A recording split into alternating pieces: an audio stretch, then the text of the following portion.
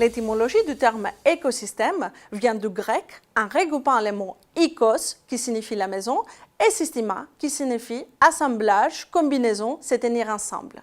En 1935, le britannique botaniste Arthur George Tansley a défini l'écosystème comme un ensemble d'espèces qui évoluent et interagissent au sein d'un même milieu.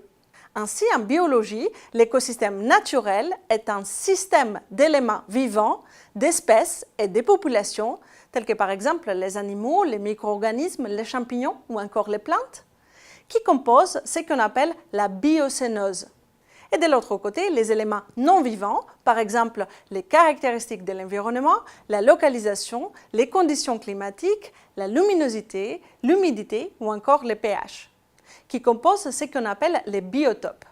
Ainsi, l'écosystème décrit une communauté d'organismes vivants, par exemple la biocénose, qui évolue en constante interaction avec les composants non vivants de l'environnement ou du milieu, c'est-à-dire les biotopes.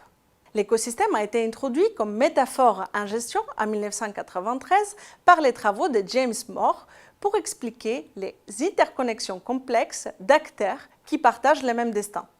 Deux exemples connus de ce type d'écosystème sont l'écosystème d'Apple ou l'écosystème d'Amazon.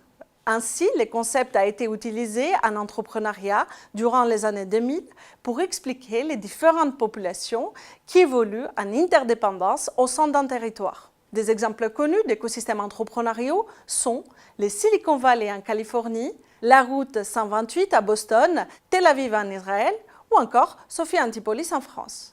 L'écosystème entrepreneurial est alors défini comme un ensemble d'acteurs interconnectés, des institutions et des processus qui interagissent pour renforcer l'entrepreneuriat au sein d'un environnement local.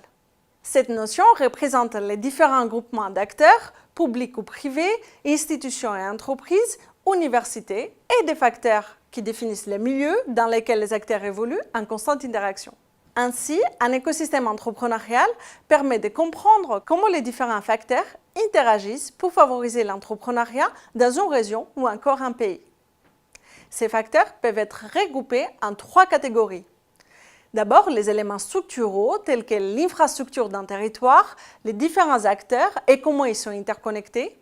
Deuxièmement, les éléments cognitifs tels que la culture et le soutien à l'entrepreneuriat, les success stories qui pourront inspirer les futures générations d'entrepreneurs.